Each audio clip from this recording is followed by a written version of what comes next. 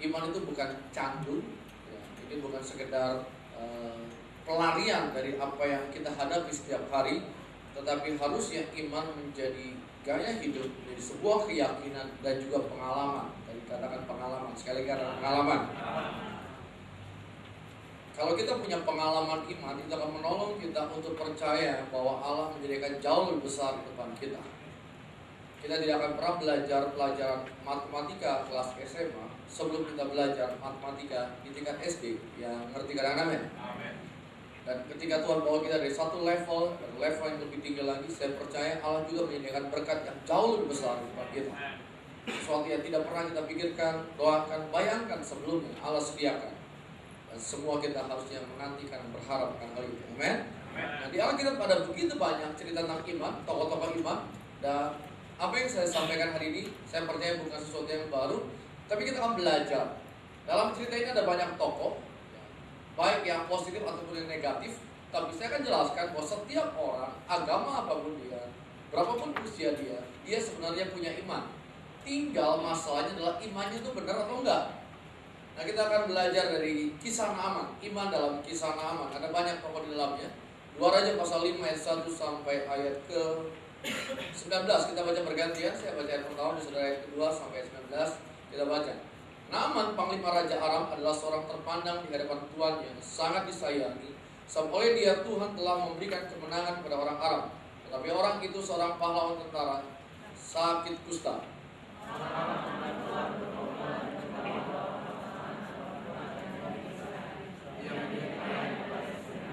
Berkatalah gadis itu kepada nyonyanya, sekiranya Tuanku menghadap nabi yang di Samaria, tentulah nabi itu akan menyembuhkan dia dari penyakitnya.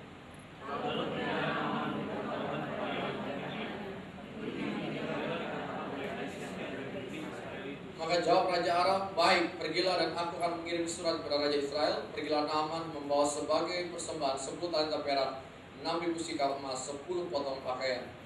Ia menyampaikan surat itu kepada Raja Israel yang bunyi, sampai sebagai kepadamu, aku mengatakannya, aku menyuruh kepadamu, supaya engkau mengingatkan. Segera sesudah Raja Israel membaca surat itu, dikoyakkannya lah pakaiannya serta berkata, Allahkah aku ini yang dapat mematikan dan menghidupkan, sehingga orang ini mengirim pesan kepadaku supaya aku sembuhkan seorang dari penyakit kustanya? Tetapi sesungguhnya perhatikan dan lihatlah, ia cari gara-gara terhadap aku. Segera sudah didengar Elisa, hal itu, bahwa ia akan menyiapkan pakaiannya, dirinya pesan kepada raja ibunya, kenapa kau menyiapkan pakaianmu? Biarlah ia datang padaku supaya kau tahu bahwa ada seorang nabi di Israel. Kemudian datanglah Naaman dengan kudanya dan keretanya lalu berhenti di depan pintu rumah Elisa.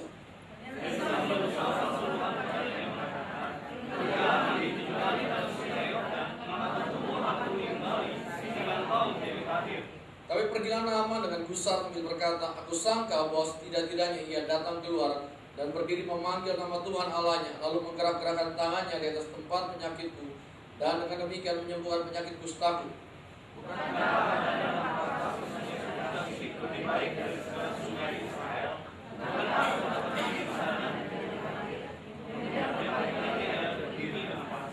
Tetapi pegawai-pegawainya datang mendekat serta berkata kepadanya, Bapak, seandainya Nabi itu menyuruh perkara yang sukar kepadamu, bukankah Bapak akan melakukannya? Apalagi sekarang, ia hanya berkata, mandilah dan engkau akan jadi tahir.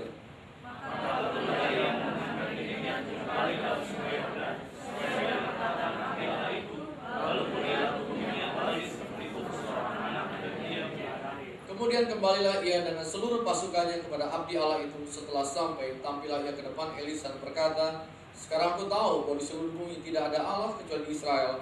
Karena itu terimalah kiranya suatu pemberian dari hamba-Mu ini. Elisa menjawab, demi Tuhan yang hidup, tidak ada sesungguhnya aku tidak akan menerima apa-apa dan orang-orang Naaman sesuatu yang telah menolak. Akhirnya berkatalah Naaman, jika demikian biarlah diberikan kepada hamba-Mu ini tanah sebanyak muatan sepasang bakal, sebab hamba-Mu tidak lagi akan mempersembahkan korban bakaran atau korban sembelihan kepada Allah lain kecuali kepada Tuhan. Tuhan mengampuni hamba-Mu ini dalam perkara yang berikut, apabila Tuhanku masuk ke kuil imam untuk sujud menyembah di sana, dan aku tidak mengampuninya, sehingga aku harus ikut sujud menyembah dalam kuil imam itu. Maka berkata Elisa padanya, pergilah dengan selamat setelah Naaman berjalan tidak berapa jauh daripadanya. Sampai di sini ceritanya. Saudaraku, sekali lagi, iman tidak bisa lepas dari kehidupan manusia. Siapapun dia, agama apapun dia, apapun latar belakang suku, sosial, gender, semua itu sebenarnya punya iman. Ya, sebenarnya amin. Setiap orang itu punya keyakinan, setiap orang itu punya kepercayaan. Entah benar atau tidaknya iman itu, entah kepada siapa atau kepada apa seorang beriman. Ada yang beriman kepada orang yang pintar, orang yang kaya, ada orang yang percaya kepada pohon, kepada batu, kepada emas. Setiap orang meyakini sesuatu, setiap orang beriman kepada sesuatu atau kepada seseorang. Setuju saudaraku? Agama apapun dia, berapapun usianya, setiap orang pasti mengimani sesuatu. Nah, iman bisa membuat kita punya kehidupan semakin lama semakin hidup, tetapi itu harus selaras sama firman Allah. Tetapi kalau tidak selaras sama firman Tuhan, maka iman itu akan membuat kita binasa. Ada banyak orang begitu percayanya, kalau saya bunuh orang, saya pasti masuk surga. Siapa yang setuju? Itu membuat orang itu binasa, katanya. Dengan mengikat bom di badannya, dia punya iman. Kalau dia nggak punya iman, dia nggak akan bunuh diri. Yang setuju kan amin? Kadang-kadang mereka lebih beriman daripada kita waktu memberi persembahan. Ngerti saudaraku? Kita mikir benar nggak ya, benar nggak diberkati? Dia percaya kalau saya beri hidup saya pasti diberkati Allah saya. Jadi setiap orang itu punya iman kepada sesuatu atau kepada seseorang. Nah, dalam kisah Naaman, setiap orang dalam cerita ini atau figur yang terlibat punya imannya masing-masing. Ada seorang gadis kecil dalam cerita ini yang jadi budak di rumah Naaman. Ada Naaman yang menderita kusta. Nah, saudara jangan salahkan dia pun punya iman. Ada istri Naaman yang jadi perantara antara gadis kecil dan Naaman. Naaman tidak langsung mendengar cerita dari gadis kecilnya yang bekerja di rumahnya, tapi nyonyanya lah yang jadi perantara. Ada Raja Aram yang percaya, ada Raja Israel juga yang percaya. Percaya kepada siapa? Ketakutannya. Kemudian ada pegawai-pegawai Naaman juga punya iman. Dan tentunya ada hamba Tuhan Elisa yang percaya. Dan juga ada Gehazi, abi Elisa yang percaya juga. Nah, kita akan melihat, saya tidak akan membahas tokoh ini imannya seperti apa, tetapi prinsip-prinsip dari semua kisah, dari semua tokoh, dari semua pemain dalam cerita ini kita akan lihat prinsip-prinsip tentang iman. Nah, pelajaran iman dalam kisah Naaman yang pertama adalah iman bisa dimiliki siapa saja. Katakan siapa saja. Siapa saja. Kasih tahu kalian, kamu pun bisa punya iman. Kamu pun bisa punya iman. Jadi iman bisa dimiliki oleh siapa saja. Ayat 2 dikatakan orang Aram pernah keluar bergerombol membawa tertawan seorang anak perempuan dari negeri Israel. Ia jadi pelayan pada istri Naaman. Berkatalah gadis itu kepada nyonyanya, sekiranya Tuhan itu hadap nabi yang di Samaria, tentulah nabi itu akan menyembuhkan dia dari penyakitnya. Pergilah Naaman beritahu pada tuannya, katanya, beginilah yang dikatakan oleh gadis yang dari negeri Israel itu. Maka jawab Raja Aram, baik, pergilah, akan kirim surat kepada Raja Israel. Perhatikan, ada seorang pelayan masih muda, gadis belia yang diambil sebagai tawanan. Jadi posisinya itu tidak baik. Saya tidak tahu pendidikannya, tapi yang pasti kita berkata dia masih sangat muda. Ketika Raja Aram mengalahkan Raja Israel, maka seperti biasa diambillah budak-budak. Dan salah satunya adalah pelayan yang bekerja di rumah Naaman. Dia mungkin pahit hati, dia mungkin kecewa, dia mungkin marah. Tapi kita lihat di sini, ternyata tidak. Dia begitu percaya. Walaupun ada masalah yang besar di rumahnya, tuannya punya penyakit kusta yang tidak bisa disembuhkan. Dia berkata, kalau Tuhan dibawa ke negeri saya, ada nabi di situ yang bisa sembuhkan. Nah, kita berkata, percayalah kepada Tuhan dan percayalah kepada nabi-nabinya, maka kamu akan berhasil. Dia imani firman Allah dan dipercaya nabi di Israel pasti akan menyelesaikan, menyembuhkan penyakitnya. Nah, saudaraku, iman bisa dimiliki siapa saja. Siapa di sini percaya itu bisa kita miliki yang kata. Jadi iman itu tidak hanya dimiliki oleh pria atau hanya wanita. Iman tidak hanya bisa dimiliki oleh orang yang sudah berusia. Makanya terus diajarkan, bukan berapa tahun kita hidup di muka bumi ini yang menentukan iman kita, tapi apakah kita percaya kepada janji Allah. Amen. Jangan pernah mati karena tua, jangan mati karena penyakit. Matilah waktu kita sudah selesaikan semua tugas yang Tuhan tetapkan dalam hidup kita. Dan temukanlah dalam sejarah hidup, baik di Alkitab ataupun juga dalam kehidupan sehari-hari, orang-orang besar biasanya nggak terlalu panjang umurnya. Maksudnya apa? Bukan berapa puluh tahun kita hidup, tapi seberapa efektif kita hidup. Amin. Manusia yang paling tua dalam Alkitab, ada yang tahu namanya siapa? Metusalah. Berapa usianya? 969. Dan apa yang dikatakan Alkitab tentang Metusalah? Dia mati di usia 969. Nggak ada cerita tentang iman, hanya dikasih informasi dia mati di usia tua. Jangan sampai kita mati di usia tua dan informasinya lah dia mati dalam usia tua. Saya berharap dan saya percaya Tuhan ingin menuliskan cerita iman kita. Amin. Jadi anak ini masih sangat kecil, gadis belia yang jadi pembantu, jadi budak, tapi imannya nggak pernah terbelenggu hanya karena posisinya, hanya karena statusnya. Berapa banyak di antara kita bergumul, oh saya hanya anak muda, saya hanya karyawan, saya hanya pembantu, saya hanya sopir. Tapi sebenarnya iman itu bisa dimiliki siapa saja. Beberapa waktu yang lalu saya kesaksian, waktu saya kecil, waktu masih SD, orang tua saya punya usaha di Kota Bandung. Punya 16 angkot dan 1 bis. Dan saya dari kecil udah biasa untuk terima setoran malam-malam, jadi tokek kecil ya. SD tapi udah terima setoran. Nah sopir-sopirnya orang Batak semua dan mabuk-mabuk rata-rata. Tapi dari semua sopir yang Batak yang suka mabuk itu, dan juga kenek-keneknya tentunya, ada satu kenek yang dari pagi sampai malam nyanyi terus. Dari kampung sana tembak langsung, baterainya nggak habis. Pagi-pagi udah bangun di semua rumah untuk nyanyi lagu memuji Tuhan. Di sepanjang angkot kalah radionya, dia nyanyi. Sopirnya bilang gini, Leo, itu kasih tahu tuh, gak ada matinya dia. Nyanyi terus. Sampai selesai jam 9 malam, nyuci mobil, masih nyanyi. Nah sekarang jadi pendeta besar di Sulawesi Tengah, 5 gerejanya. Cuma hanya ribuan. Ibu saya bilang, Leo, cari dia, ketemu dia. Dia hanya kenek yang gak tamat SD, tapi sekarang jadi hamba Tuhan, gelar S2, menggembalakan 5 gereja, dan ribuan jemaatnya. Apa yang membatasi? Nggak ada. Iman bisa dimiliki siapa saja yang setuju kan amin. Iman bisa dimiliki ibu-ibu yang sangat tua. Iman bisa dimiliki oleh seorang bapak yang sangat lanjut usianya. Dan iman bisa dimiliki oleh seorang anak yang masih muda yang percaya kan amin. Jadi pelajaran pertama dari kisah Naaman, iman bisa dimiliki siapa saja. Dan iman itu penting untuk kita miliki. Kenapa? Karena iman itu membentuk identitas kita. Apapun yang kita percayai itu membentuk identitas. Ini rumus yang berkali-kali diajarkan. Ikuti saya. Apa yang saya percayai, membentuk identitas saya. Itu membentuk kehidupan. Perhatikan, iman gadis kecil ini mempengaruhi istrinya Naaman. Nyonya Naaman akhirnya ketularan iman dari gadis kecil ini. Dan setelah dia punya iman, dia cerita sama suaminya yang punya masalah. Suaminya cerita sama Raja Aram, dan Raja Aram perintahkan untuk pergi. Iman itu menular, dan iman itu membentuk identitas. Nah saudaraku, ada banyak kali kita berpikir, oh saya perlu pergi ke sekolah kepribadian untuk membentuk identitas. Tidak salah. Tapi sebenarnya identitas kita dibentuk oleh apa yang kita percayai. Kalau kita percaya kata orang tentang kita, kalau kita percaya apa kata yang negatif tentang kita, maka identitas kita akan rusak, identitas kita akan hancur. Dia berkata, saya orang bodoh, saya kurang berpendidikan, saya bukan dari keluarga yang berhasil, saya hanya orang biasa. Maka tidak ada hal besar kita bisa hasilkan yang bertiga amin. Tapi kalau kita percaya apa kata firman Allah tentang hidup kita, kita berkata engkau orang yang luar biasa, Allah beri kita potensi yang luar biasa.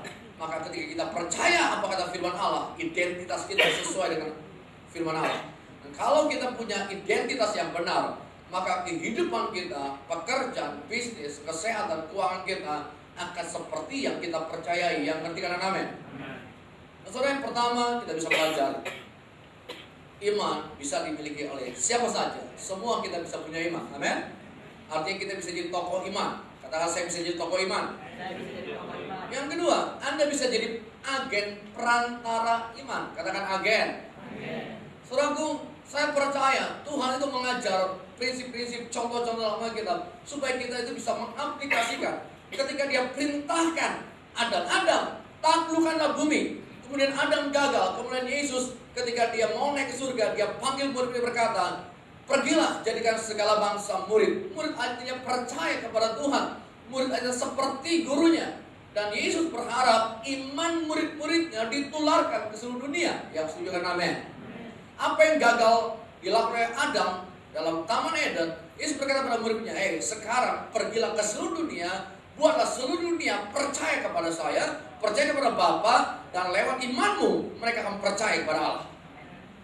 Kita adalah agen-agen yang menyebarkan iman. Amin. Saudara, mungkin Anda adalah agen gas atau agen aku, agen apapun agen, saya jadi agen banyak. Tapi paling penting untuk kita, karena paling penting, kita agen iman, katakan agen iman. Supaya orang lihat hidup kita percaya akan perkara besar dari Tuhan. Amin. Ayat 3, berkatalah gadis kepada nyonyanya, sekiranya Tuhan hadap nabi yang di Samaria. Lihat cerita ini, dia punya kepastian, dia punya keyakinan. Kalau kamu pergi ke sana, kamu pasti sembuh. Anda harus yakin. Jangan jadi agen itu nggak meyakinkan. Ya mugi-mugi, kata orang Sunda mah. Mudah-mudahan ya, tapi jangan marah kalau nggak berhasil ya. Ini mah kan namanya juga usaha kan ya. Kalau udah nggak sembuh sama tabib, orang pintar, ya siapa tahu di gereja sembuh. Maka gereja adalah pengobatan alternatif.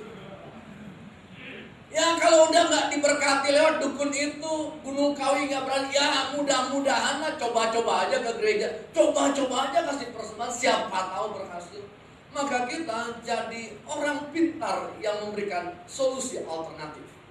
Tapi saya berharap, saya berdoa kita sebagai gereja Tuhan punya keyakinan, kalau kamu pergi, kau pasti akan diberkati. Amin. Nah, kemarin saya bagikan di pertemuan, saudara, siapa yang mau ikut acara gala dinner akan sebagai jemaat GKTT, saya berharap, saya berdoa Anda punya keyakinan. 2 minggu lalu saya khotbah di daerah Cengkareng. Saya khotbah 2 menit, saya cerita. Dr. John Avansi datang, gembalanya kejar saya, Pastor Leo, saya pesan 2 table, sekarang udah ambil 3 table. Dia bawa rombongannya. Saya nggak sempat presentasi, tapi saya percaya iman itu harus ditularkan. Amin. Jangan sebagai teman, ya mudah-mudahan, tapi jangan marah ya kalau kamu udah gala dinner nggak terjadi apa-apa. Ketua Sinode Ibu Dina udah bernubuat GKTT lewat acara ini akan melesat secara ekonomi. Nah, kalau kita dinubuatin banyak orang, kita nggak beriman mah bukan salah orang, bukan salah Tuhan, itu salah kita yang ketiga. Amin.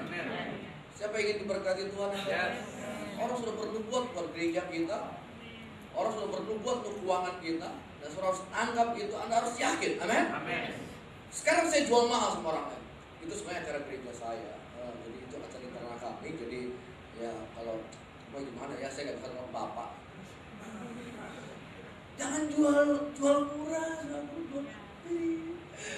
kasihan nih, kalau gak ada yang makan kasihan. Udah dibayar, mubazir, itu bukan iman. Jadi agen perantara iman. Anda ingin diberkati, numpang sama saya, datang di acara saya, pasti diberkati. Waktu kita percaya, iman itu menular. Yang percaya amin. Nah, istri Naaman tidak bisa dilepaskan perannya dalam kisah ini. Kita suka lupa, suka kita skip. Saudaraku, nggak ada mujizat Naaman sembuh kalau nggak ada nyonya Naaman yang cerita sama Naaman. Naaman percaya. Di mana-mana saudaraku, suami-suami itu nggak langsung percaya, yang ketiga namanya. Oh, laki mau banyakan mikirnya. Apalagi pinter, panglima. Waktu dia dengar sembuh, saya googling di internet banyak yang mati. Kalau ada internet di zamannya Naaman udah googling duluan. Klinik Tongfang. Dia udah cari tahu benar gak sembuh. Dulu saya pun setelah saya pergi ke klinik Tongfang, saya bisa berjalan. Ya iyalah, gak ada hubungannya ya ngerti. Saudara, dia pasti cari tahu. Tapi karena nyonyanya percaya, makanya perhatian baik-baik. Kalau pria-pria udah mulai banyak hitungannya, masih persembahannya udah susah, penting sekali peran istri untuk meyakinkan, jangan pelit dong. Kita membuat, oh iya benar, jangan pelit. Karena otaknya langsung jalan laki-laki, takian. Istri itu nggak punya kalkulator. Jangan marah ya, emang bener ya, kayak gitu ya. Dia nggak pakai angka. Dia kalau lagi mood kasih aja semua. Baru di rumah mikir kok udah habis semuanya. Laki-laki tuh mikir terus, makanya hitungannya banyak. Ngerti saudara? Nah, itu yang saya kasih istilah gini, jadilah pembisik yang baik. Adalah pembisik. Karena nyonyanya lah yang ketemu pembantunya setiap hari, ngobrol di dapur lagi ngulek cabai. Nyonya, tahu nggak ceritanya? Percaya nggak saudara, kalau kita imajinasikan ceritanya, ini nyonya nggak langsung percaya. Tapi karena setiap hari diceritain, apa-apa cerita Israel, apa-apa gereja, apa-apa komsel, nggak percaya. Tapi karena tiap hari, lama-lama nyonya lagi, emang benar, emang bisa bermujizat. Oh, mana mungkin. Tapi dia mulai tertarik. Dan ketika dia kepepet nggak ada jalan keluar, dia bilang, emang benar, pernah ada yang sembuh? Oh, pernah. Elisa dipakai Tuhan. Maka gadis ini mulai cerita apa yang Tuhan lakukan lewat hambanya Elisa. Oh, hebat juga ya. Bisa nggak kalau itu sembuh? Oh, bisa. Waktu dia percaya, dia cerita sama suaminya, Pak, kamu udah coba semua tabib, rumah sakit udah diiderin, udah keliling semua, udah nggak bisa. Udah, tuh dia bilang pasti sembuh. Saudaraku, nyonya nama jadi perantara iman. Saya percaya apapun posisi kita bisa dipakai Tuhan untuk menjadi perantara iman yang berikan amin. Mungkin bos kita nggak percaya Tuhan, mungkin anak buah kita nggak percaya Tuhan, mungkin teman kita nggak percaya Tuhan. Tapi karena kita bisikin setiap hari, karena kita cerita setiap hari, maka suatu hari mereka berkata, emang benar ya di gereja kamu terjadi mujizat? Emang benar ya kalau saya datang ke situ ada perubahan? Dan saya percaya kita sudah lakukan bagian kita. Nggak banyak diceritakan tentang istri Naaman, tapi saya angkat dia jadi pembisik iman untuk suaminya. Dia jadi perantara iman untuk Naaman akhirnya mengalami kesembuhan. Bukankah kalau kita dengar cerita di Perjanjian Baru, ada seorang yang duduk di pinggir sumur, perempuan Samaria setelah bertemu Yesus, dia jadi perantara iman untuk kotanya. Dia cerita apa yang dialami bersama dengan Tuhan, dan hanya satu kota, satu kampung datang sama Tuhan. Saya percaya lewat bisikan kita, keluarga besar kita bisa kenal Tuhan. Lihat bisikan kita, ada banyak orang bisa kenal Tuhan dan percaya pada Tuhan yang percaya dengan amin. Yang ketiga, iman bisa buat hati orang diubahkan. Iman membuat hati orang dapat diubahkan. Ayat 4, pergilah Naaman memberitahukan pada tuannya, katanya, beginilah dikatakan oleh gadis yang dari negeri Israel itu. Maka jawab Raja Aram, baik, pergilah, aku akan kirim surat kepada Raja Israel. Pergilah Naaman membawa sebagai persembahan. Ayat 6, ia sampaikan surat pada Raja Israel yang berbunyi. Bayangkan saudara, hasil keyakinan seorang gadis belia bisa membuat raja buat SK, surat keterangan, surat keputusan, surat permohonan. Anda bayangkan presiden kirim surat sama presiden lain hanya gara-gara pembantu punya cerita. Siapa percaya itu mujizat tangan-tangannya? Dia nggak mungkin langsung percaya. Ini level raja gitu, level presiden, level raja itu punya banyak birokrasi. Sekretaris pribadinya, sekretaris kabinet berkata, oh bikin malu aja. Masa kita kirim surat sama negara jajahan kita, negara musuh kita, yang bener aja. Halo? Anda bayangkan kalau Bapak Sudi Silalai sebagai Mensesnek ya, kirim surat sama Perdana Menteri Israel, kira-kira masuk akal nggak? Nggak mungkin, nggak ada hubungan diplomatik. Halo? Tapi karena kepepet, dia bisa ubah peraturan, dia bisa ubah undang-undang. Biarin aja lah, demi Naaman kita buat surat. Dan itu semua hasil seorang anak yang sangat masih muda, pembantu rumah tangga budak, tapi yang punya iman bisa mengubah hati bangsa-bangsa. Iman bisa mengubah hati raja-raja. Yang percaya amin. Jadi kalau kita tiap hari ngelihat bos kita yang kumisnya baplang, yang gak pernah naikin gaji kita, yang marah-marahin kita, saudara punya iman, ubah hatinya, amin. Waduh, gaji gua gak dinaik-naikin juga nih. Percayalah kepada Tuhan. Percayalah kepada nabi-nabinya. Maka dia akan digerakkan oleh Tuhan untuk berkata, kayaknya kalau melihat muka kamu harus naik 200%. Kalau Anda ketawa dan gak percaya, saya berharap Anda percaya dan tertawa. Amin. Karena ini terjadi, pembantu ini bisa ubah hati raja. 2 raja, saudaraku. Kempor yang satu ngirim surat, malu kan Gesi. Hah? Ngirim surat? Udahlah, demi iman, kasih aja. Dan saudara lihat Raja Israel ketakutan gara-gara surat. Surat itu gak akan pernah dibuat kalau gak ada gadis kecil yang cerita sama nyonyanya. Ini nyambung. Iman itu bisa menyambung sampai ke negara lain. Yang mereka namanya. Iman kita di tempat ini bisa membuat suatu ketika, suatu hari nanti, dan percaya itu akan terjadi. Bangsa-bangsa, raja-raja di negara yang sangat jauh tergerak oleh iman kita. Yang mereka namanya. Itu terjadi. Iman membuat hati orang dapat diubahkan. Raja Aram nggak marah ketika panglimanya pergi minta pertolongan kepada Allah orang Israel. Oh, saudaraku, orang, kita lihat ceritanya tadi. Mereka punya ilah, mereka punya kuil, mereka punya dewa, dan mereka harus menyembah kepada dewanya. Anda bayangkan, dia rela nulis surat untuk pergi ke negara lain, untuk percaya kepada Allah negara lain. Halo? Ada yang jauh lebih tinggi dari sekedar diplomasi, birokrasi, yaitu iman, agama. Hah? Pindah agama? Halo? Yang pindah ini bukan level rakyat, panglimanya. Maksud kamu pergi ke sana, percaya sama Allahnya mereka. Bukankah kita benci mereka dan kita nggak percaya Allahnya? Tapi waktu dia sampai menulis surat kepada Raja Israel, katanya Allah sanggup tolong panglima saya. Iman kita bisa ubah iman raja-raja. Amin. Itu yang ketiga. Yang keempat, iman mengalahkan ketakutan. Katakan ketakutan. Saudara, siapa di sini yang punya rasa takut? Angkat tangan. Semua kita punya rasa takut. Tapi kita perlu dengar firman Allah supaya kita punya iman, kalahkan ketakutan kita. Ayat 6. Ya, sampaikan surat kepada Raja Israel berbunyi, sesampainya surat kepadamu, maklumlah kiranya bahwa aku menyuruh kepadamu Naaman pegawaiku supaya kau sembuhkan dia dari penyakit kustanya. Wah, disuruh sembuhin tuh raja. Dan saking takutnya, perhatian ayat 7, segera sudah Raja Israel membaca surat, dikoyakkan pakaian serta berkata, Allah aku yang dapat mematikan, menghidupkan, sehingga orang yang kirim pesan padaku supaya kesembuhkan seorang dari penyakit kustanya. Sungguh, perhatikan, lihatlah, dia cari gara-gara terbarang. Yang kalau pas bahas mengoyakkan pakaian, ini koyakan pakaian bukan karena cari Tuhan, tetapi karena ketakutan. Heran juga orang Israel ya. Hobi banget koyak-koyak baju.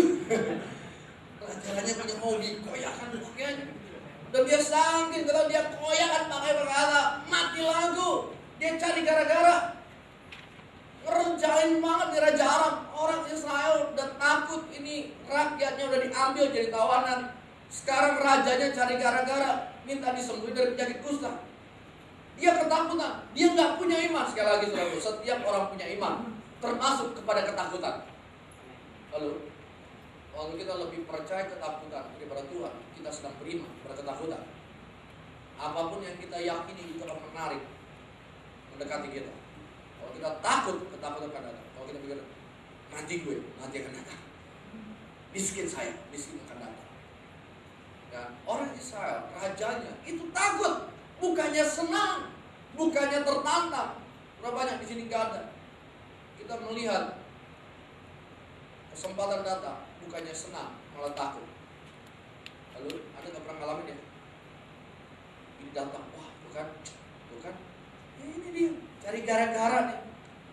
Cari gara-gara, gak diterima. Bayangin aja bayar tiket pembicaranya berapa juta. Saudara tahu aja tiketnya only 12 juta. Persembahan kasihnya sama bla bla bla hampir 50 juta. Mahal banget kan, pendeta kita cari gara-gara terus nih.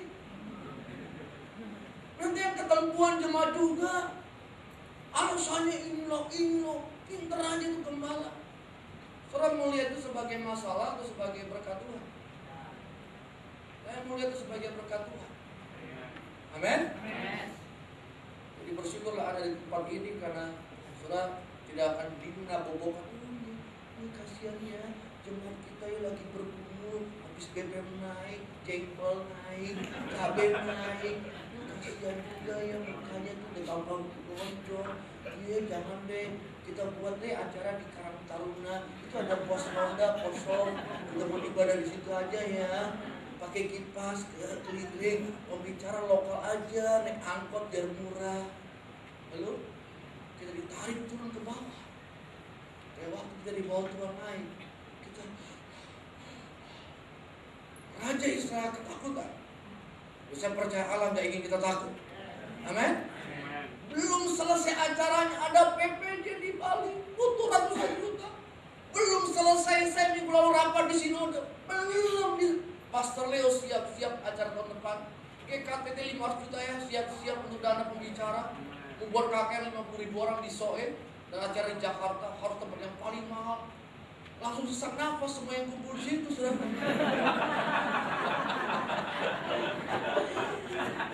Tanya Pastor Leo, saya langsung lagi. Ada tempat daerah Tamrin bagus, tempatnya lightingnya keren, canggih punya. Itu level internasional lah. Udah ada makan, lighting, sound system, layar. Bagus.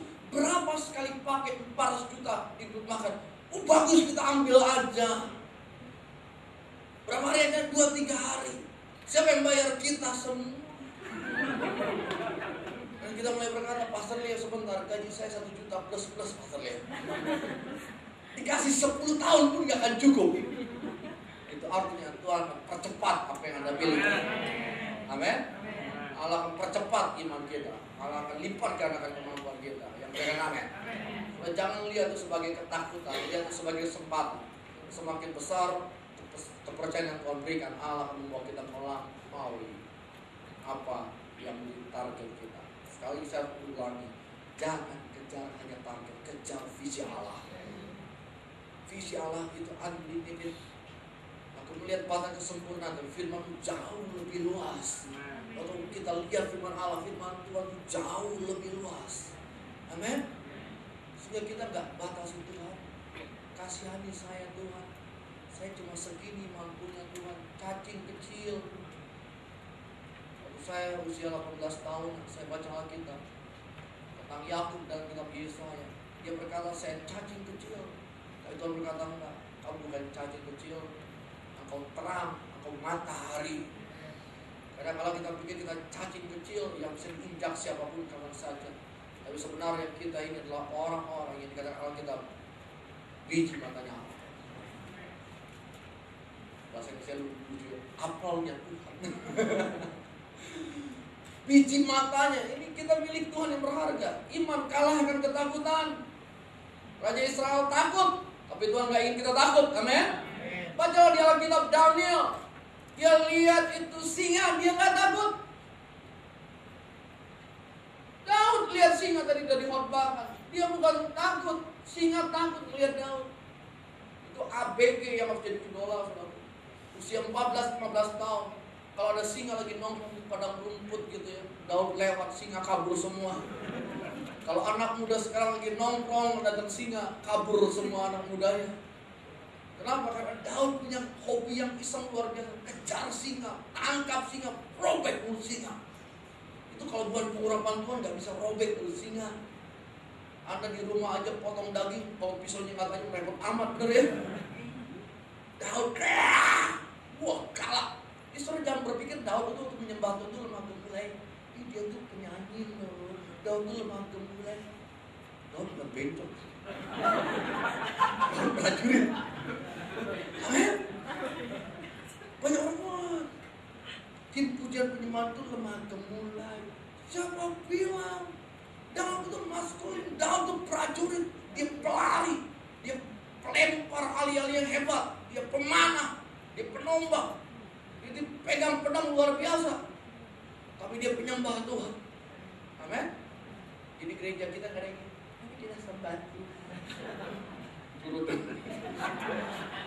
Baca Alkitab, kejar singa dulu. Baru mimpi penyembah. Amin. Saudara kita bisa maksud? Iman kalahkan ketakutan. Gimana saudara Meshach Abednego ngelihat api, dia nggak takut, dia jalan ke api. Dia ngobrol bertiga lagi. Gimana cerita ponsel dulu, icebreaker. Di lautan api icebreaker dulu bertiga. Itu kan luar biasa. Jadi jangan takut. Yang kelima, iman tidak buat kita kehilangan rasionalitas kita. Kata iman tetap membuat kita rasional. Banyak orang takut beriman. Kenapa? Kalau saya percaya nanti saya nggak masuk akal lagi. Loh, emang kalau kita beriman kita jadi bodoh? Emang kalau kita beriman kita jadi tidak realistis? Emang kalau kita beriman kita nggak pakai rasio kita lagi? Makanya kita bilang gini, kalau kamu ingin ikut Tuhan, hitung dulu. Bahasa paling gampangnya, kalau mau melayani Tuhan, ambil kalkulator kita dan hitung. Katakan hitung. Allah nggak pernah komplain waktu kita pakai kalkulator kita untuk hitung berkat Tuhan. Hitung, coba. Hitung. Saya ikut Tuhan sekian tahun, nggak dapat ini, hitung. Tapi apa yang saya dapat setelah ikut Tuhan, ini, hitung, bandingin. Percayalah, Anda akan jauh lebih diberkati. Amin. Kita bilang kalau kamu berperang, hitung dulu, sanggup nggak berperang. Tuhan nggak pernah melanggar ataupun melawan rasionalitas kita. Ayat 10, Elisa menyuruh seorang suruhan kepadanya mengatakan, pergilah mandi 7 kali dalam sungai Yordan, tubuhmu akan pulih kembali, jika engkau jadi tahir. Pergilah Naaman dengan gusar berkata, aku sangka setidak-tidaknya ia datang keluar, berdiri memanggil nama Tuhan, lalu menggerakkan tangannya di atas tempat penyakit itu. Dengan demikian menyembuhkan penyakit kustaku. Bukankah Abba yang Parpar sungai Damsyik lebih baik dari segala sungai di Israel? Bukankah aku dapat mandi di sana menjadi tahir? Berpalinglah ia pergi dengan panas hati. Dia marah, dia nggak senang. Ketika dia berhadapan dengan kenyataan bahwa ternyata paling tidak keluar ke tumbangin tangan ke sembur-sembur ke tanya ke gimana perasaannya sakit selama ini. Enggak. Elisa dalam tenda berkata, Gehazi pergi keluar kasih tahu suruh mandi aja. Dia tersinggung, dia panglima. Ya ketemu keluar ke bahasa basi kok baca ke suratnya dari raja. Ini Elisa di dalam aja, tenang aja. Suruh mandi, sembuh dia. Tapi ayat 13, pegawai-pegawainya datang mendekat dan berkata, Bapak, seandainya Nabi itu suruh perkara yang sukar, bukankah Bapak akan lakukan? Apalagi sekarang ia hanya berkata mandi kau jadi tahir. Ini pegawai-pegawainya itu rasional, realistis, pakai otak. Pak, kalau Bapak disuruh makan kotoran, dimakan nggak? Dimakan. Nah, Bapak kan disuruh makan kotoran. Bro, tahu kan ada banyak orang ingin berhasil makan kotoran? Pernah dengar? Petinju terkenal kalau misalnya disuruh makan kotoran, Indonesia apa sih? Gagal kawak. Situnya ada supaya nggak kegolan. Kebanyakan boleh. Aduh, saya juga ketawa-tawa ya. Seorang paranormal diwawancara di televisi Kristen. Ini paranormal terkenal sekarang jadi anggota politisi. Pak, apa pandangan Bapak tentang orang Indonesia yang percaya kepada hal-hal supranatural? Jawaban gini, ya orang Indonesia mah bangsa klenik. Dari rakyat sampai presiden percaya sama tahayul. Dia ngomong gini artinya apa? Dia pernah punya klien pasti presiden yang ketiga dan lain. Kalau nggak dituntut, bener ya? Dia ngomong gitu. Dari rakyat sampai presiden nih, kalau air aqua saya kumur-kumur disuruh minum, diminum juga Pak. Padahal yang ada adalah bakteri yang ketiga dan lain. Ini air aqua dikasih presiden itu minum. Halo? Betul ya? Nah, ini Elisa cuma bilang gini, mandi 7 kali.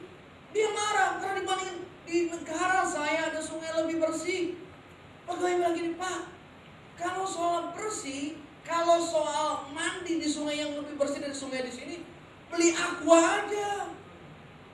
Ngerti saya? Dia pakai argumentasi. Bapak beli aja aqua yang udah sterilisasi, berendam aja. Kan air nggak menyembuhkan Bapak. Halo? Halo? Kalau sungai di Abana Parpar bisa menyembuhkan, Bapak ini nggak masuk akal, nggak pakai otak. Berarti semua orang di negara kita yang penyakitan masuk itu pasti sembuh. Ini bukan masalah sungainya, ini masalah ketemu nabinya. Halo? Ini masalah Tuhannya, bukan masalah sungainya. Jadi pegawai-pegawainya dia punya iman, dan imannya itu tidak membuat rasionya hilang. Berapa banyak orang pergi gereja di sini nggak ada. Mereka berpikir di gereja ini kita ini dihipnotis sehingga kita bisa memberi.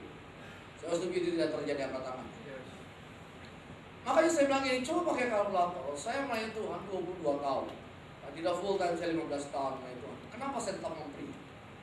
Kenapa saya tetap memberi? Kenapa saya tetap melayani Tuhan? Bukan karena saya orang paling bodoh yang tidak punya pekerjaan, tapi karena saya tahu apa yang dilakukan itu membuat saya semakin diberkati Tuhan. Amin. Kalau saya ikuti perkembangan kasus di Harvest, ada seorang pengusaha Indonesia yang jadi saksi kuncinya. Nah, besok saya khotbah di kantornya di Pulau Gadung. Dia saksi kunci dari pemerintah Singapura yang ingin menangkap memenjarakan Pastor Tommy dan staf. Ditanya, Bapak pasti dapat sesuatu karena memberi jutaan US dollar ke gereja. Maka kemarin testimoninya Pak pengacara, jaksa dan sebagainya, saya ngasih jutaan US dollar ke gereja bukan karena dihipnotis, bukan karena saya dipaksa atau supaya dapat sesuatu, karena saya percaya itu prinsip Alkitab. Waktu saya lakukan itu, lihat kekayaan saya bertambah puluhan kali lipat, ratusan kali lipat. Kalau saya berhenti, saya kehilangan berkat Tuhan, maka saya akan lanjutkan terus. Orang bohong, nggak mungkin. Masa ada pengusaha negara lain kasih jutaan US dollar ke gereja di negara lain? Ya itu kebenarannya, mau diapain? Anda bisa berdebat dengan teologi kita, tapi Anda nggak bisa berdebat dengan pengalaman kita. Jangan amin. Sekarang bedanya, kalau saudara nggak setuju dengan teologi saya, Anda nggak bisa mendebat pengalaman saya dengan Tuhan. Dan saya ingin bagikan pengalaman saya dengan Tuhan supaya Anda ditolong oleh Tuhan. Yang mau kalian amin. Itu cara kerja dalam kekristenan. Jadi iman tidak buat kita bilang rasionalitas kita. Saudara perhatikan baik-baik. Ini contoh baik ya untuk acara dalamnya. 5.000 mahal banget. Di gereja lain itu murah banget. Halo? Pastornya dibatasin ya? Oh iya dibatasin. Aduh maaf, aduh saya pikir gagal. 23 orang boleh enggak? Wah. Nanti lagi coba cari yang lain. Ingin dimobilisasi. Wah. Semangatan dia. Dia berpikir rasional. 500.000 kali 23 orang cuma berapa juta. Itu GKTT datangin lebih mahal ya, ngerti kan? Duduk sama, belum tentu ditumpangin tangan, makan sama, radius pengurapan sama lah. Halo? Amin. Tapi yang dia percayalah, kalau saya tanggap wahyu, kalau saya bawa pengurapannya, maka saya akan diberkati itu. Ini rasional sekali. Saya berharap nggak ada jemaat ataupun juga anggota komisi komplain. Mahal banget bisa dikorting. Ntar berkatnya dikorting. Lalu mau lepaskan pengurapan, taruh. Wah dia minta diskon dulu, ya udah gue diskon dulu berapa ya. Oke, jangan didiskon, amen. Yang keenam, iman menuntut ketatan. Katakan ketatan. Ya, kita harus bertindak, katakan bertindak. Elisa suruh seorang suruhan kepadanya, pergilah mandi 7 kali dalam sungai Yordan, tubuhmu akan pulih kembali, engkau akan jadi tahir. Yang 14 turunlah dia membenamkan dirinya 7 kali sesuai perkataan abdi Allah itu, lalu pulihlah tubuhnya seperti tubuh seorang anak yang jadi tahir. Kenapa tuh nama? Kulitnya jadi kulit bayi lagi, kulit anak lagi. Jadi kulit kita ini udah, waduh, rusak lah ya. Terbakar matahari, gores, nyangkut di mana-mana. Wah, segala macam. Ini kulit anak lagi, pulih lagi. Kenapa? Karena dia taat bertindak. Waktu dia tadinya komplain, tapi kemudian pegawai berkata, Pak, apa susahnya sih nyebur? Maka dia lakukan tepat seperti yang diperintahkan oleh Nabi. Maka kita berkata, dia keluar dan dia pulih. Rupanya sudah ingin alami berkat Tuhan. Kita harus bertindak, kita harus taat pada firman Allah. Amin. Jangan diskon firman Allah. Jangan diskon apa yang Tuhan sampaikan. Taat saja. Melangkah. Katakan melangkah. Kita mungkin takut, iya, tapi melangkah dengan percaya Tuhan akan tolong. Saudara, saya beberapa kali cerita. Saya berharap bulan ini kita breakthrough dalam segala hal. Kesehatan keuangan kita, pekerjaan kita, semuanya. Amin. Konsel kita. Bulan Juni Juli saya harus akui perlu bertobat. Saya diskon persembahan saya sama Tuhan. Jadi saya komitmen hanya per bulan saya 30%, di luar building fund, di luar persembahan lain, di luar kasih orang-orang dan sebagainya. Hampir Hampir 60% total income saya dikasih untuk orang lain, untuk pekerjaan dengan orang lain. Anda nggak perlu seperti saya, perlu belajar bertahap. Yang dengan amin. Saya berpikir ini pendeta mata digital, tidak saudara. Saya berdoa Tuhan tolong saya bisa naik ke 70% suatu hari. Itu nggak mudah saudara. Hanya per bulan saya 3 bulan dari semua income saya, dari yang 5.000 perak sampai yang 5 juta sampai yang 2 juta, tetap 30%. Nah, karena kebutuhan semakin besar, naik kelas lah, inilah segala, saya diskonin itu persembahan 5% cincai lah, dibandingin jemaat. Jemaat banyak yang ngebar berpuluhan, sih lumayan gue. Udah kasih waktu, kasih tenaga, harus ada di kantor tiap hari, kasih lagi persembahan paling besar. Enakan jemaat cari duit, alasannya capek, pastor, sibuk urusan keluarga. Di sini gak ada ya? Gak ada yang ngaku? Kita udah kasih duit, kasih waktu, kasih tenaga, gak boleh sakit, harus buat khotbah, kasih makan rohani, tumpangin tangan, berjaga lawan setan. Waduh, semualah kerjaan. Persembahannya persentase paling gede. Dia bilang, Tuhan ngertilah, saya potong. Tuhan tuh bukannya jahat, saudara. Lu potong, gua potong, enggak. Tapi berkat ketatan itu hilang. Saya lihat grafiknya turun. Satu hari saya panik luar biasa. Karena saya baru sadar, semuanya kosong. Wah, salah, ada yang salah. Ini bukan setan. Setan gak terlalu besar, amin. So, jangan nyalain setan terus, setan udah hitam. Gara-gara setan, di kambing hitam. Di kambing hitam udah hitam, udah besar di sini. Karena itu salah kita, nggak taat. Ini taat. Dari sisa-sisa. Ini gak bener. Gede, khotbah kelimpahan, gak punya duit. Ini gak bener. Jadi saya terima uang dong, Tuhan, jangan mikir dulu, taat dulu. Kasih dulu. Setelah dikasih, baru mikir gak punya duit. Biarin aja, Anda kalian mujizat. Amin? Dan tiap hari Tuhan tambah. Tiap hari Tuhan tambah. Tiap hari Tuhan tambah. Waktu surat taat untuk berpindah, Allah akan tolong. Mungkin surat tahu ada hobi saya baru. Tapi kalau saya lihat itulah mujizat. Siapa yang ingin alami pelipat ganda dan percepatan? Saya Pak Erik awalnya ya cuma berapa kilo. Surat tahu 1 minggu saya itu bisa jual 400 sampai 500 kilo buah impor, anggur, apel dan sebagainya. 1 minggu banyak ya? Banyak nggak? Sebulan aja hampir 2 ton. Kan 2 ton. Itu bukan pasir. Kalau tahu harga buah mahal ya. Jadi 1 bulan saya bisa jual hampir 2 ton. Banyak nggak? Mulainya berapa tahun yang lalu? 1,5 bulan yang lalu. Banyak orang ngahayanya banyak. Sunday. Kalau mau dapat firman Allah melangkah dengan iman. Orang nggak tahu dari mana, nggak tahu gimana caranya. Saya ditanya, nggak ngerti. Kalau percaya bertindak, Allah akan lipat gandakan. Allah akan tolong kita. Yang berikan amin. Iman menuntut ketaatan untuk bertindak. Ketujuh, iman digunakan untuk menolong, adalah menolong, bukan menghakimi. Nah, Elisa waktu dengar rajanya ketakutan, dia bilang gini, suruh dia datang. Orang Israel itu, waduh, ini bakal perang lagi sama Raja Aram. Ayat 8, segera sudah dengar Elisa Abi Allah itu Raja Israel mengoyak pakaian, dikirimnya pesan, kenapa engkau koyakan? Biarlah dia datang kepadaku supaya dia tahu ada seorang nabi di Israel. Elisa dia punya iman untuk tolong. Kalau iman kita harus bisa nolong orang lain. Lewat iman kita orang lain naik ke level lebih tinggi lagi.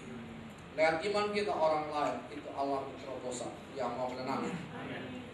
Iman itu bukan sekedar gaya-gayaan. Iman itu Tuhan kasih sama kita pengalaman untuk menginspirasi orang lain. Daud kalangan singa dan beruang dan hanya Goliat itu menginspirasi miliaran orang di seluruh dunia. Bahwa kalaupun kita berharap sebagai Goliat, ada seorang anak muda ribuan tahun yang lalu, dia nggak pernah punya pengalaman dengan pendidikan sebaik Anda, dan bahkan keluarganya pun mengabaikan dia karena semua dipajang sama bapaknya kecuali anak bungsunya 8 dibiarin di padang sana. Sampai bapaknya pun melecehkan dia, nggak nganggap Daud. Tapi dia punya iman sama Tuhan, dan Tuhan pakai dia kalahkan Goliat. Dan akhirnya saudaraku, seluruh orang di muka bumi ini kenal namanya Raja Daud. Imannya itu menolong banyak orang. Siapa sih pengorban yang korban tentang Daud? Saya hadapi Goliat. Orang fasik aja film kartun itu cerita Goliat ada nggak? Pernah nonton film Goliat versi bukan Kristen? Aneh. Pokoknya apapun yang namanya raksasa itu Goliat. Kecuali ada buku hijau di Indonesia. Itu Goliat kita bisa kalahkan. Karena saya bisa kalahkan. Jadi iman digunakan untuk apa? Menolong. Elisa punya iman lagi. Udah, sini datang. Saya akan tolong. Udah, jangan nangis dulu. Bimbang Raja Allah. Yang ke-8, iman bukan metode. Katakan bukan metode. Tapi roh, katakan roh. Mari baca ayat 10. Saya baca 10 surah 11. Elisa suruh seorang saudara padanya, mandilah 7 kali dalam sungai Yordan, tubuhmu akan pulih kembali sehingga aku menjadi tahir. Tetapi pergilah Naaman dengan pisau sampai berkata, aku sangat khawatir dan akan keulangan dan diri mengamalkan Tuhan. Allah mengatakan tangannya di atas tempat penyakit itu, dan penyakit yang bukan penyakit itu. Saudara perhatikan, ini kata menarik di sini kan? Dia gusar. Katakan gusar. Pergilah Naaman dengan gusar. Banyak orang berhadapan dengan iman itu gusar. Gusar itu apa? Uring-uringan ya. Saya pikir pergi ke gereja itu dikasih 1, 2, 3 yang gampang gitu. Kok malah, aduh gak masuk akal. Saya ini punya masalah keuangan, kok malah disuruh memberi.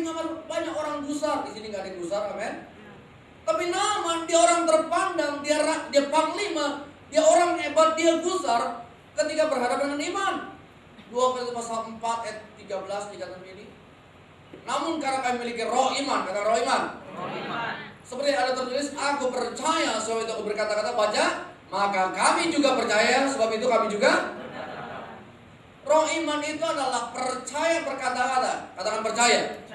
Katakan berkata-kata. Iman itu bukan metode, tapi roh. Katakan roh. Anda bisa belajar 10 prinsip iman, rantai iman. Mulai minggu ini kita belajar konsep tentang rantai iman. Percaya, melihat firman, memperkatakan, visualisasi. Semua itu benar, semua itu bagus, semua itu teori yang luar biasa dari Alkitab. Tapi kalau kita hanya dengar, nggak percaya, maka kita kehilangan rohnya. Kalau kita hanya hafal 3 langkah, 4 langkah, 7 langkah, maka itu akan jadi metode. Tapi itu harus jadi roh. Iman itu roh, katakan roh. Karena bicara roh, maka roh itu bisa diimpartasikan. Roh itu bisa ditularkan, roh itu bisa dimiliki. Waktu kita percaya kepada Allah yang kita nggak lihat, tapi kita percaya Allah sanggup tolong kita, maka roh Allah akan membantu roh kita untuk melihat ada terobosan. Jadi iman itu bukan metode. Saudara jangan pergi dan berkata, metodenya apa sih supaya kamu berhasil? Caranya gimana sih? Kadang-kadang kita tergoda untuk belajar metode, cara, strategi. Oh gitu caranya, oh kemasannya. Nggak salah dengan semua pola, metode, marketing, strategi, dan sebagainya. Saudaraku, kita harus terus belajar untuk upgrade kemampuan kita, tambah wawasan kita. Tapi kita harus percaya bahwa iman itu roh. Jadi waktu kita punya roh iman, maka kita percaya dan kita berkata-kata, maka itu akan terjadi mujizat. Yang ke-9, iman bukan untuk membangun kerajaan kita, tapi kerajaan Allah. Katakan kerajaan Allah. Ayat 15, kemudian kembalilah ia dengan seluruh pasukannya kepada abdi Allah. Setelah sampai tampilannya ke depan Elisa berkata, sekarang aku tahu di seluruh bumi tidak ada Allah kecuali di Israel. Karena itu terimalah kiranya sesuatu pemberian dari hamba-Mu ini. Elisa menjawab, itu ada hidup. Di hadapannya aku jadi pelayan. Sesungguhnya aku tidak akan menerima apa-apa. Walaupun Naaman mendesak supaya menerima, ia tetap menolak. Akhirnya berkata Naaman, jika demikian biarlah diberikan kepada hamba-Mu tanah sebanyak muatan sepanjang pagal. Hamba-Mu tidak lagi mempersembahkan korban bakaran, korban sembelihan kepada Allah lain kecuali kepada Tuhan. Kiranya Tuhan ampuni hamba-Mu dalam perkara yang berikut. Apabila Tuhan masuk ke kuil Rimon untuk sujud menyembah di sana, aku jadi pengapit. Aku harus ikut sujud menyembah dalam kuil Rimon. Tuhan ampuni hamba-Mu dalam hal itu. Berkatalah Elisa, pergilah dengan selamat. Namun berjalan tidak berapa jauh daripadanya. Ayat 20, berpikirlah Gehazi bujang Elisa abdi Allah, sesungguhnya Tuanku telah terlalu menyegani Naaman orang Aram itu dengan tidak menerima persembahan yang dibawanya. Demi Tuhan yang hidup, sesungguhnya aku akan berlari mengejar dia, menerima sesuatu daripadanya. Nah, kita lihat Elisa, dia punya iman untuk membangun kerajaan Allah. Tapi ada bujangnya Gehazi, dia punya iman untuk bangun kerajaannya sendiri. Dia berpikir, bodoh banget Tuhan saya, nolak persembahan, ya diterima lumayan untuk ministry. Siapa setuju? Gak salah terima uang, angkat tangan. Kalau saudara gak angkat tangan, saya mau foto. Ini ada orang gak butuh uang, saya butuh uang, angkat tangan. Semua kita butuh uang? Amin. Nah, Gehazi, dia lihat, aduh bodoh banget sih Elisa, mau dikasih persembahan panglima. Oh, kalau panglima datang kasih persembahan masih banyak. Nah, kita bilang dia bawa muatan, itu persembahan untuk emas, baju yang indah-indah. Dia mau persembahan. Dia bilang tidak. Bukan berarti ini pelajar bahwa kita nggak boleh terima berkat Tuhan. Tapi pelajar inilah, saudara perhatikan, Naaman berkata tidak ada Tuhan selain Tuhan orang Israel. Elis bilang gini, oh enggak, mau pulang. Dia bangun kerajaan Allah, bukan sekedar kerajaannya sendiri. Saudaraku, iman kita bukan untuk menarik keuntungan untuk diri kita sendiri. Iman itu jangan jadi iman egois. Iman itu, oh kalau saya beriman, diam-diam aja, biarin aja. Nanti dibilang sombong sama orang lain. Udah keep aja. Diam-diam rumahnya sepi. Diam-diam depositonya mau banyak. Di sini nggak ada ya. Dan nggak salah juga sebenarnya. Tapi ingat baik-baik, kekayaan, keberhasilan yang Tuhan berikan bagi kita itu bukan untuk bangun kerajaan kita, tapi untuk bangun kerajaan Allah. Amin. Amin, saudara. Saya kadang-kadang berpikir 15 tahun kalau saya mau Tuhan, wajar nggak pakai BMW? Wajar lah. Kalau dipakai kurs pelayanan ministry, saya pikir saya punya talenta, gift, kemampuan, wajar untuk ini pedal BMW. Nggak pusing, pergi aja ke gereja lain, daftarkan diri, pengalaman pelayanan dan sebagainya, nggak susah sih. Tapi kita bukan bangun kerajaan pribadi, amin. Kita bangun kerajaan Allah. Kita bangun kerajaan Allah. Kalau kita punya iman dan menolong orang lain, maka kita sedang membangun kerajaan Allah semakin besar di muka bumi ini. Jadi sekali tidak ada salahnya dengan mujizat, dengan kelimpahan, tapi jangan untuk saya. Tapi lewat apa yang kita miliki, kita berkata Tuhan, akan lebih banyak orang diberkati Tuhan, akan lebih banyak orang percaya sama Tuhan.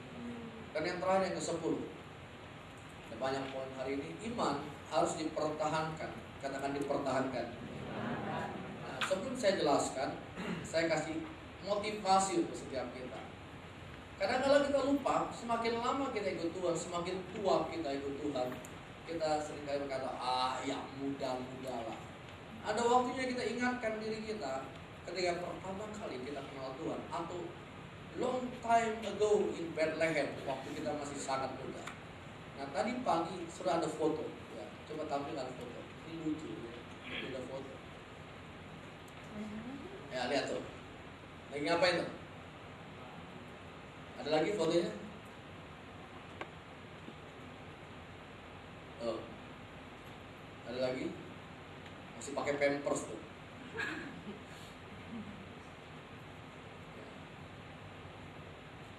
Ya, tahu kan? Arti gambar? Oke, udah foto. 5:15. Pak, bangun Pak. Udah tidur lagi. Masih jam segini. Bangun Pak, harus ikut doa Pak. Mau pergi sekolah agak susah soalnya.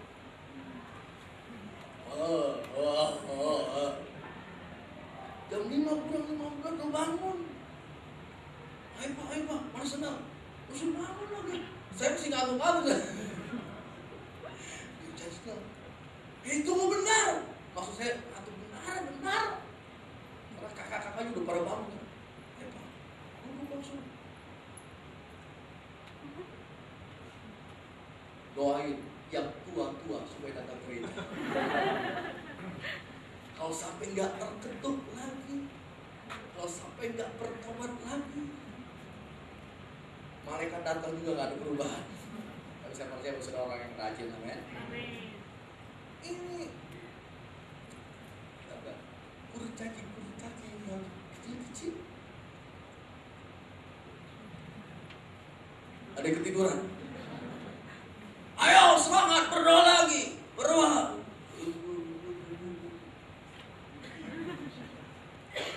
Jangan lihat ngantuk-ngantuknya, lihat semangatnya yang setia. Amin. Jam 5 pagi itu dari doa ibadah pertama, ibadah kedua. Opa, oma, opung datang semangat ke gereja. Kakek, kakak, om, cici, engkau semua rajin ke gereja. Halo? Jadi kita ini doain sama anak, amin. Harusnya kita yang tua-tua yang doain anak-anak. Jadi saya percaya kita saling doakan. Amin. Iman itu harus dipertahankan, karena dipertahankan.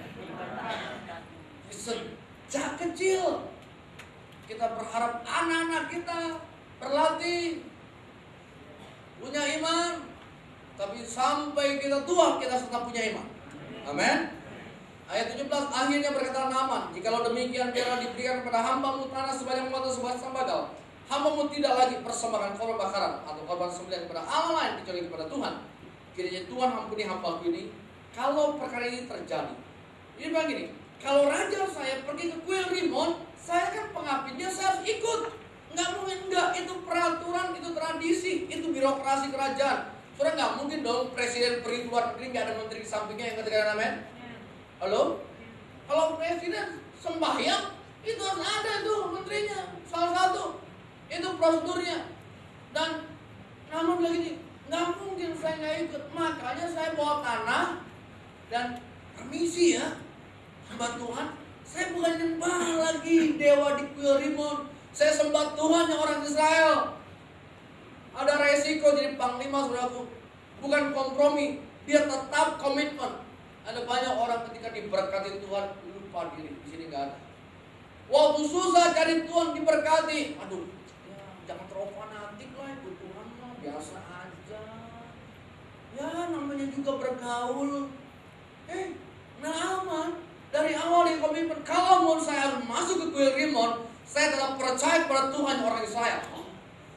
Saya bawa tanah tuh, dibilang itu. Saya bawa tanah supaya saya akan injak bukannya tanah kuil Rimon, tapi tanahnya orang Israel. Wow, itu komitmennya dia. Iman harus dipertahankan, katakan harus dipertahankan. Gak peduli iman kita 10 tahun yang lalu. Pertanyaannya, apakah kita masih beriman? Mungkin kita beriman 5 tahun yang lalu. Kita setia melayani Tuhan, kita lihat mujizat, kita memberi untuk Tuhan. Tapi sekarang apakah kita masih atau lebih lagi? Iman itu harus dipertahankan. Saudara jangan berpikir iman itu gak bisa hilang. Nah, semua kita bisa kehilangan iman kalau kita gak pegang, kalau kita gak percaya. Karena 2/3 tokoh iman di Alkitab gugur di akhir perjalanan hidupnya. Sehebat apapun dia, saudara baca semua tokoh Alkitab, 2/3-nya kata John Maxwell itu gugur imannya. Bukankah menyedihkan? Sehebat apapun, makanya Paulus berkata hasil akhir lebih baik dari awal. Hari akhir lebih baik daripada hari awal. Pergi ke rumah duka lebih baik daripada pergi ke pesta pernikahan. Karena di rumah duka lah akhir itu sudah segala sesuatu. Artinya di garis finish itu jauh lebih penting dari garis awal kita. Kita masih punya perjalanan masih panjang. Kita harus pertahankan iman kita. Amin. Tetaplah percaya, tetaplah pegang janji Tuhan, dan tetaplah bersemangat ikut Tuhan. Karena saya percaya bulan ini kita akan lihat terobosan terjadi, bangsa terjadi, kelipat ganda terjadi yang diperlihatkan dengan amin. Mari bereskan Alkitab saudara, kita berdoa. Haleluya.